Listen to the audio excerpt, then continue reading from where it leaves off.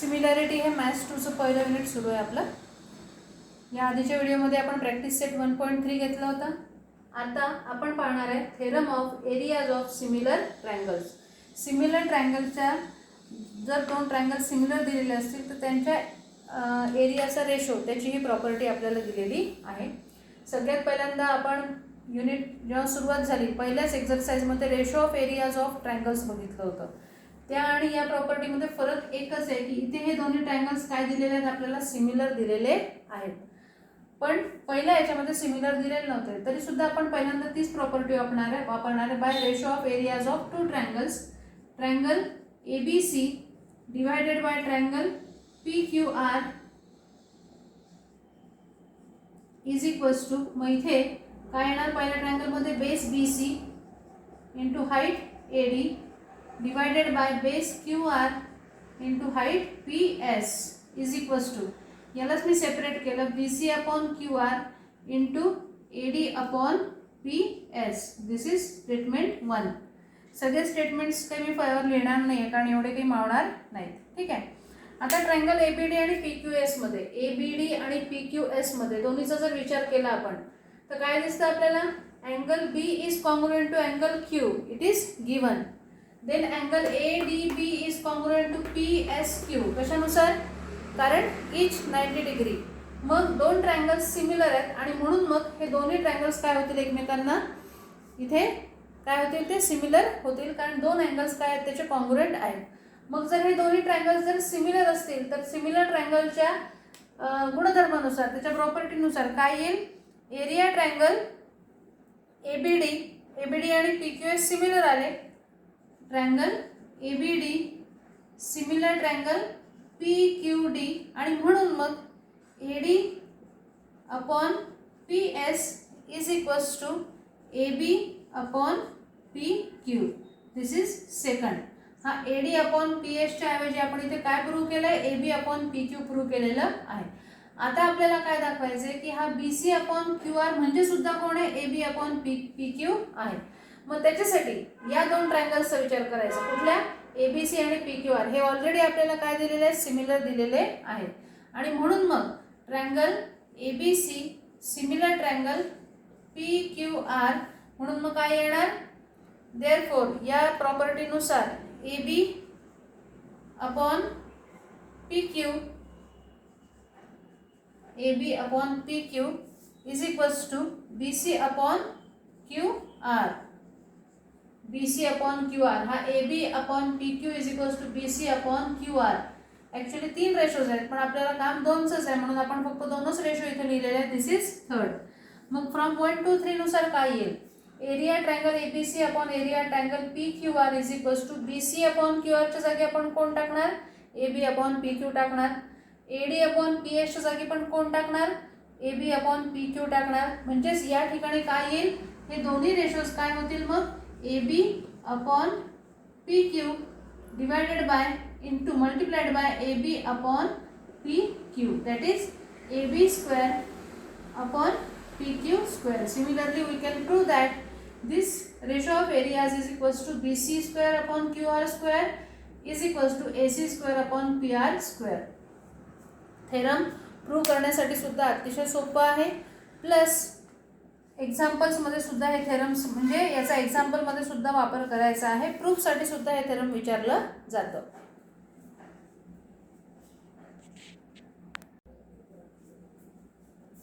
Similarity सुरू आहे आपलं मॅथ्स 2चं युनिट 1.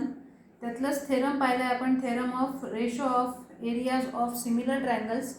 याच थेरमवरती बेस असलेली एक्झरसाइज घेतो आता आपण, दॅट इज प्रॅक्टिस सेट 1.4. त्यातलं सगळ्यात पहिलं example, the ratio of corresponding sides of similar triangles is 3:5. Then find the ratio of their areas. मग पहिल्यांदा the given ratio is 3:5. Let the sides of triangle are S1 and S2 and are S1 and S2 and corresponding areas are A1 and A2. therefore काय म्हटलं आपण, S1 upon S2 हा जो ratio आहे तो काय आहे, 3/5 आहे. therefore bye ratio of two triangles which are similar. ठीक आहे. मग काय येईल त्याच्यानुसार, by the as two triangles are similar असं लिहू किंवा by ratio of areas of two similar triangles असं लिहू. As two triangles are similar, therefore directly लिहिते मी आता इथे area 1 divided by area 2 is equals to S1 square divided by S2 square म्हणजेच किती 3 square divided by 5 square that is 9 divided by 25 हे झालं त्याचं आन्सर. म्हणजेच therefore A1 is to A2 कारण आपल्याला काय म्हटलंय रेशो काढायचा म्हटलंय म्हणजेच A1 is to A2 is equals to 9 is to 25 हे झालं आपलं आन्सर. ठीक आहे.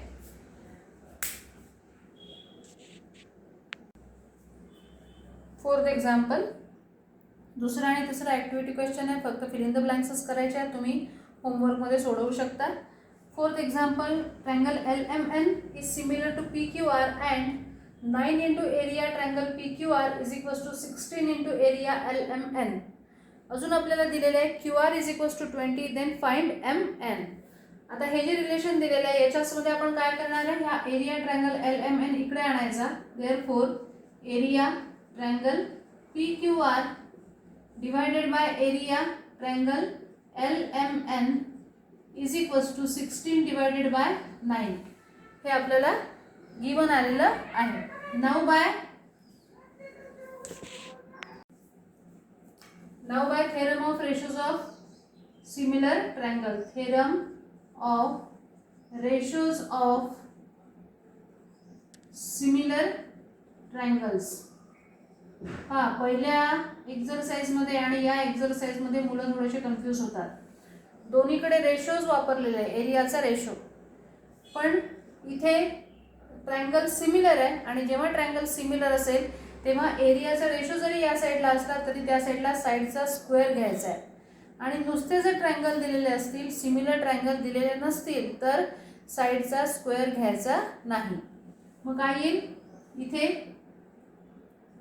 एरिया जो आहे तो कोणाला इक्वल राहील आता 9/16 म्हणजे हा जो एरिया आलेला आहे 16/9 इज इक्वल्स टू वरची साईड घेणार आपण.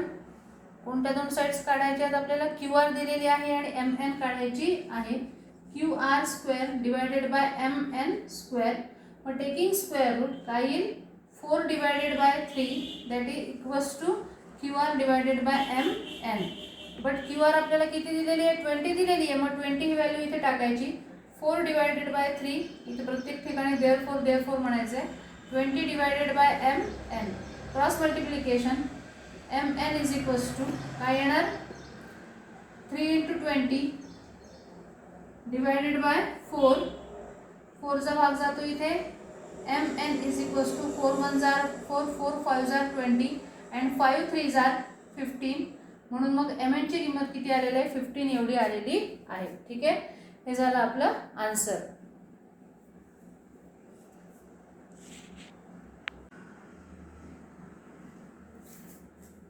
प्रॅक्टिस सेट 1.4 मधलं शेवटचं उदाहरण आहे 7वं. ॲक्टिव्हिटी क्वेश्चन आहे.